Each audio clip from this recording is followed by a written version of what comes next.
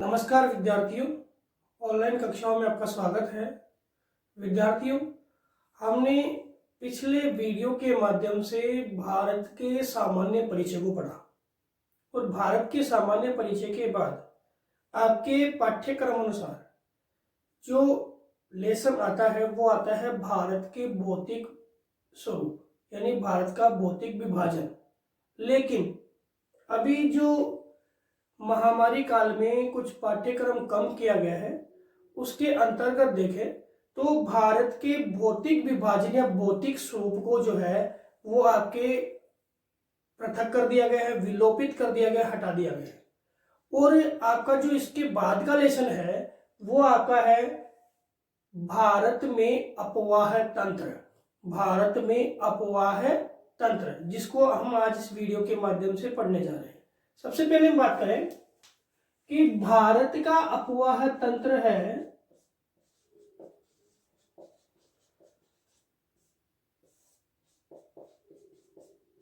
इसको जानने से पहले हमें भौतिक प्रदेश के बारे में जानना ही पड़ेगा। वैसे तो हमारे लेसन क्या हो गया, विलोपित हो गया, हट गया, लेकिन फिर भी हमें संक्षेप में भौतिक प्रदेशों को जानना पड़ेगा कि भौतिक प्रदेशों के आधार पर ही आपके अपवाह तंत्र, भौतिक प्रदेशों के आधार पर क्या है आपके अपवाह तंत्र का स्वरूप आप समझ पाएंगे। तो एक मिनट देखते हैं कि भारत में जो भौतिक विभाजन है वो किस आधार पर हुआ है। तो भारत का जो भौतिक विभाजन है उसके आधार की बात मैं करूं तो यह है आपके भौतिक विभाजन जो है वो जिस आधार पर हुआ है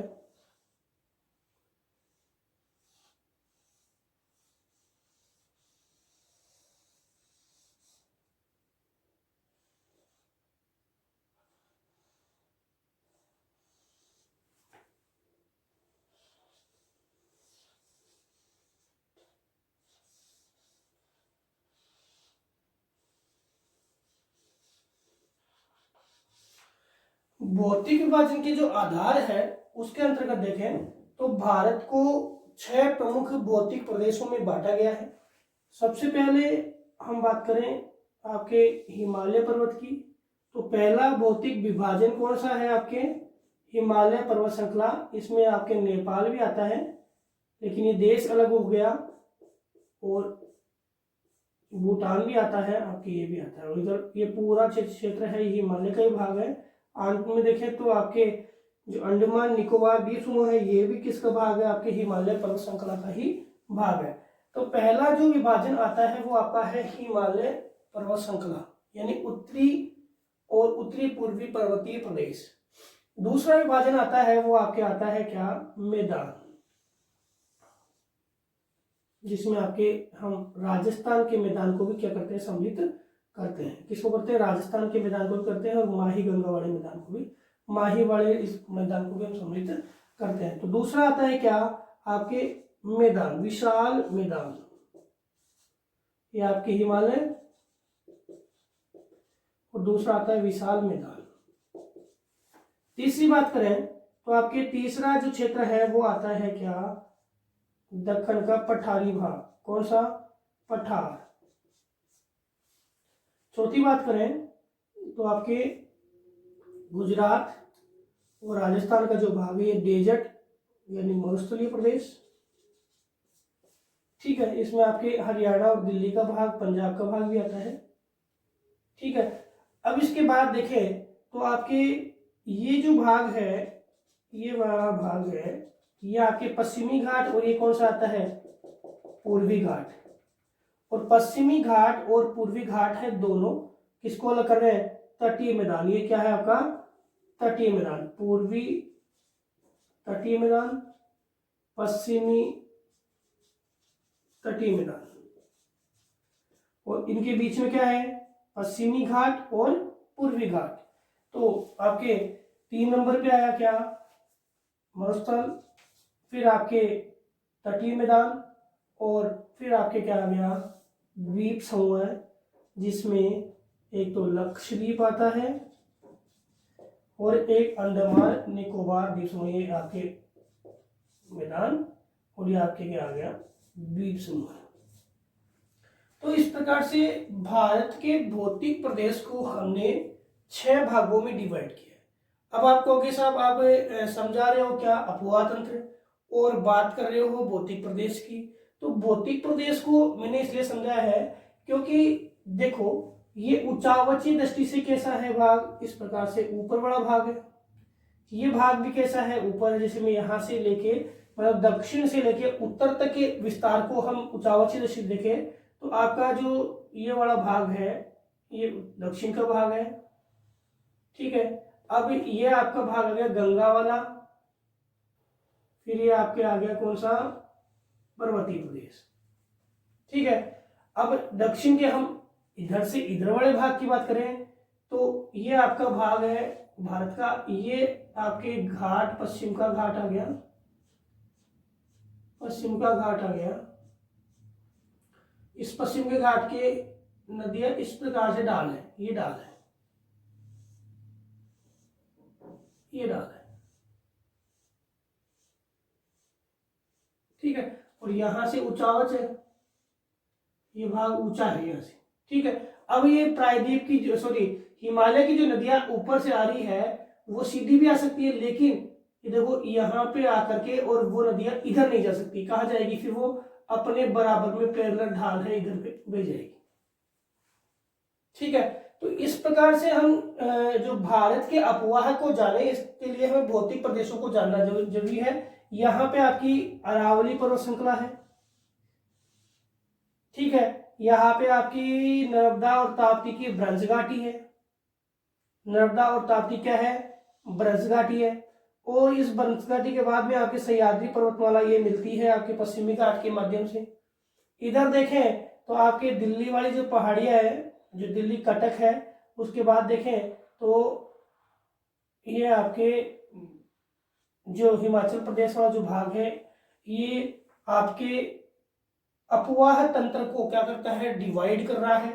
तो जब अपवाह तंत्र, एक अपवाह तंत्र दूसरे अपवाह तंत्र से अलग होता है या एक अपवाह द्रोणी दूसरे अपवाह द्रोणी से अलग होती है तो वह विभाजन क्षेत्र क्या कहलाएगा, जल विभाजक रेखा, जल विभाजक रेखा, ये समझ लेना क्या कहलाएगा, जल विभाजक रेखा। तो जल विभाजक रेखा क्या है, भारत के अपवाह तंत्र का भौतिक प्रदेशों के आधार पर विभाजन होना क्या कहलाएगा, जल विभाजक रेखा। अब इसमें क्या होता है, जो आपके इधर वाली जो नदियां है, जैसे अरावली पर्वत वाले, अरावली पर्वत की इधर वाली नदियां है वो सारी कहाँ गिरेगी, आपके बंगाल की खाड़ी में गिरेगी। कहाँ गिरेगी, बंगाल की खाड़ी में। और इस रेखा के इधर वाली जितनी भी नदियां हैं वो आपके कहाँ गिरेगी, अरब सागर में गिरेगी। कहाँ गिरेगी, अरब सागर में। और इसका विभाजन किसके आधार पर हुआ है, इसका विभाजन हमारे भौतिक प्रदेश के आधार पर हुआ है। किसके आधार पर हुआ है, भौतिक प्रदेश के आधार पर इसका विभाजन हुआ है। तो समझ में आ गया होगा कि भौतिक प्रदेश मैंने क्यों समझाया, क्योंकि भौतिक प्रदेश को मैंने जल विभाजक रेखा के लिए समझाया। साथ ही साथ भारत में जो नदियां हैं उन नदियों के ढाल, उन नदियों के ढाल के लिए हम किसको समझेंगे, हमारे भौतिक प्रदेशों को समझेंगे। और भौतिक प्रदेशों को समझे बिना हम भारतीय नदियों के ढाल को समझने में असमर्थ हो जाते हैं। जैसे हमने जाना कि नर्मदा और ताप्ती नदी है जो आपके अमरकंटक पठार मध्य प्रदेश से निकलती है और ये ब्रज घाटी के माध्यम से आनी तो इधर से ही थी लेकिन जाती किधर है, आपके अरब सागर में जाती है। इसके अलावा देखें तो आपकी जो गोदावरी नदी है वो आपकी निकलती तो कहाँ पे है, सह्याद्री से, और वो गिरती कहाँ है, आपके बंगाल की खाड़ी में। आपके महाबलेश्वर से निकलने वाली कृष्णा नदी निकलती तो महाराष्ट्र से और जाती कहाँ पर है, ये जाती है कहाँ पे, बंगाल की खाड़ी में। तो ये नदियां अपने एक निश्चित फ्लो में कहाँ है, बंगाल की खाड़ी में जा रही है। और इस घाट के पश्चिम की नदियां वो कहाँ जा रही है, आपके कौन से क्षेत्र में जा रही है, ये नदियां जा रही है आपके अरब सागर में जा रही है। और हिमालय से निकलने वाली जो नदियां है वो आपकी कहाँ जा रही है, बंगाल की खाड़ी में, गंगा यमुना आदि। और आपकी जो सिंधु है वो कहाँ जा रही है, आपके अरब सागर में। सिंधु कहाँ जा रही है? अरब सागर में। ऐसे आपकी ब्रह्मपुत्र है वो कहाँ जा रही है? आपके बंगाल की खाड़ी में। ठीक है। अब राजस्थान की बात करें तो राजस्थान से निकलने वाली लूनी नदी है वो कहाँ जा रही है? आपकी कच्छ की खाड़ी में। ठीक है। साबरमती जा रही है खंबात की खाड़ी में। तो ये नदियां है वो अपने प्रवाह प्रतिरूप को भौतिक उचावच के आधार पर क्या करती है? निर्मित करती है। और यह भौतिक उचावच है वो आपके भौतिक प्रदेशों के आधार पर विभाजित होता है। भौतिक जो इनका प्रवाह है, सॉरी, इनका प्रवाह जो है वो भौतिक प्रदेशों के आधार पर विभाजित होता है। तो समझ में आ गया होगा। ठीक है। अब हम देखते हैं कि भारत में जो अपवाह तंत्र है उसका क्या स्वरूप है। भारत के अपवाह तंत्र का क्या स्वरूप है? भारत के अपवाह तंत्र का क्या स्वरूप है? तो भारत जो देश है उसमें बहुत सारी नदियां हैं, तो वो भारत को हम नदियों का देश कह सकते हैं। क्या कह सकते हैं? नदियों का देश कह सकते हैं। तो भारत एक क्या है? नदियों का देश है, जिसमें आर्थिक विकास के लिए, किसके लिए? आर्थिक विकास के लिए कौन महत्वपूर्ण भूमिका निभाता है?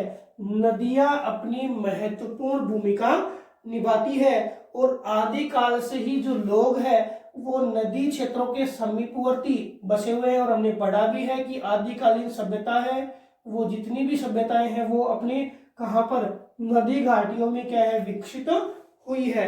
अभी भारत में देखें तो लगभग 4000 के लगभग छोटी बड़ी नदियां हैं, जिसमें 23 बृहद नदी क्षेत्र है। 23 तो क्या है? बृहद नदी क्षेत्र है। और 200 लगभग छोटी इकाइयां हैं।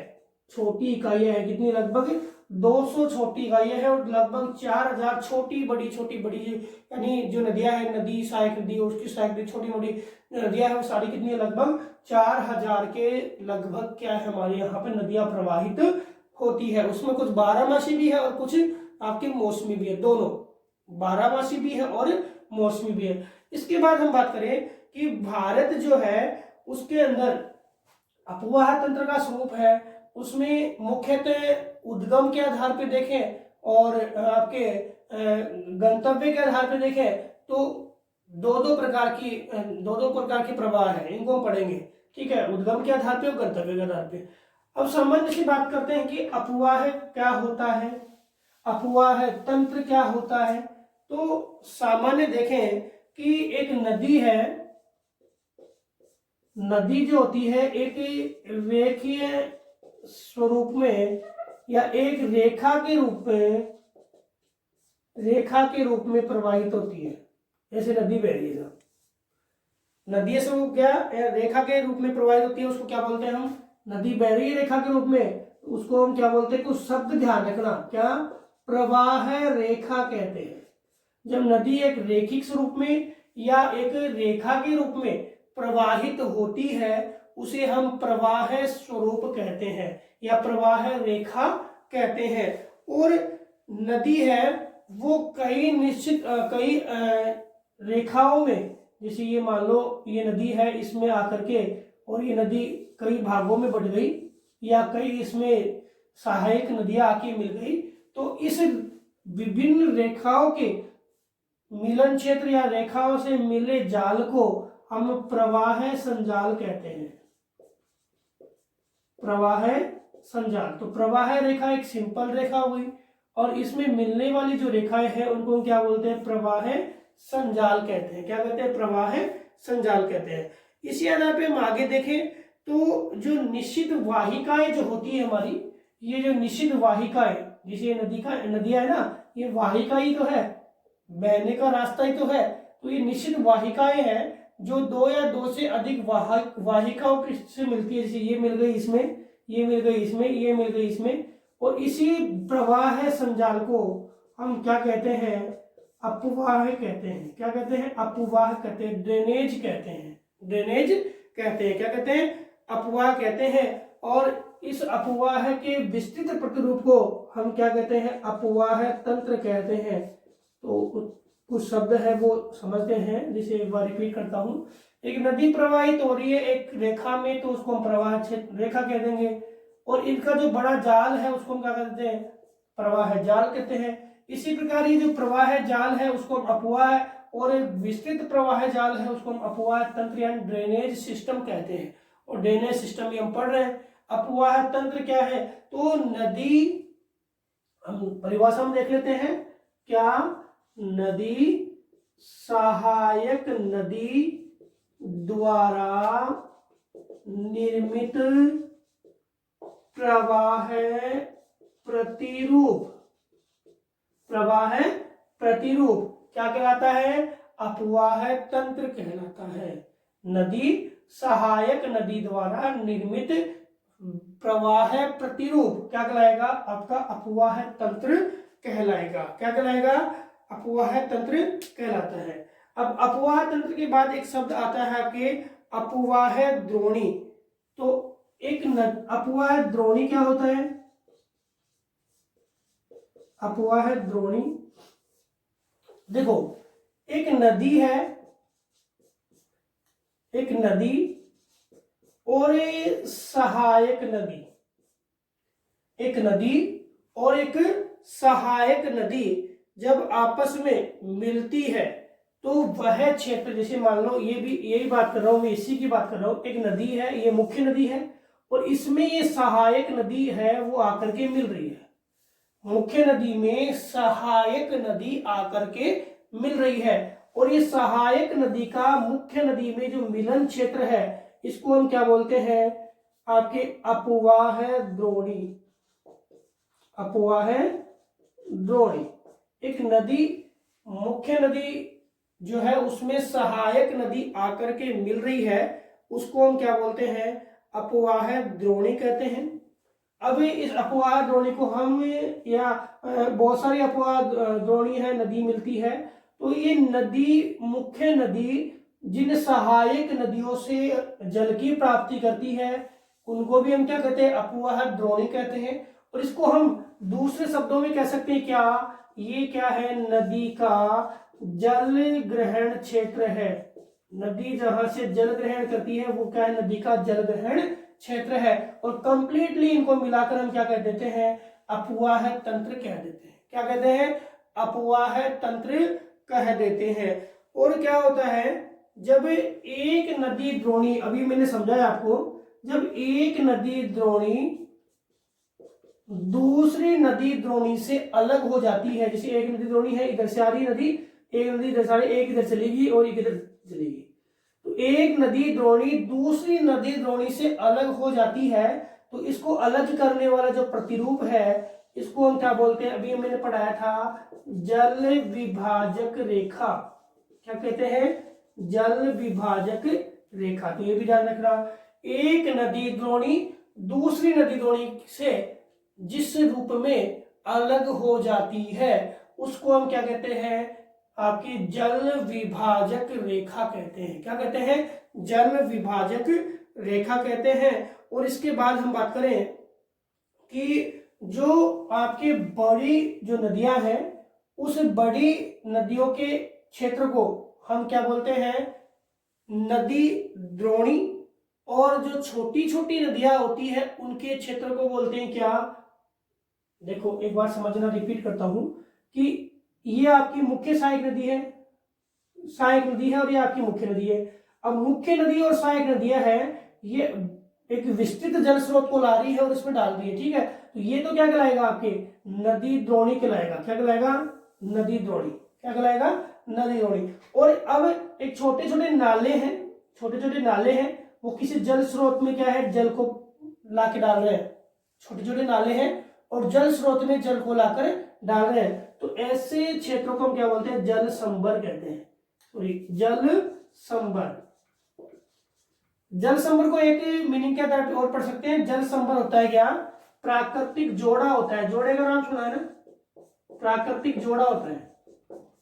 प्राकृतिक जोड़ा होता है जिसके अंदर गांव के जो प्रवाह क्षेत्र है, गांव का जो बहाव क्षेत्र है, अब ये जोड़ा है और गांव के अंदर जो अवनालिका है, उन अवनालिका के माध्यम से इस जोड़े में आकर के जल क्या हो रहा है, भर रहा है, जल भर रहा है। तो ये जोड़ा है उसका जल ग्रहण क्षेत्र हो गया, नहीं हुआ।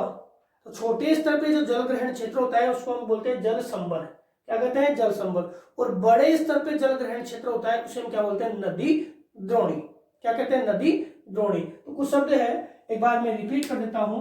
नदी एक सीधी प्रवाह रेखा में बह रही है तो प्रवाह रेखा हो गया, और बहुत सारी नदियां उसमें आके मिल गई तो प्रवाह जाल। इस प्रवाह जाल को ही हम क्या बोलते हैं, अपवाह तंत्र कहते हैं। ठीक है, ज्यादा हम डिफिकल्टी में नहीं जाए तो प्रवाह संजाल को ही क्या बोलते हैं, अपवाह तंत्र कहते हैं। अपवाह क्या हुआ, नदी का प्रवाह है, अपवाह हो गया।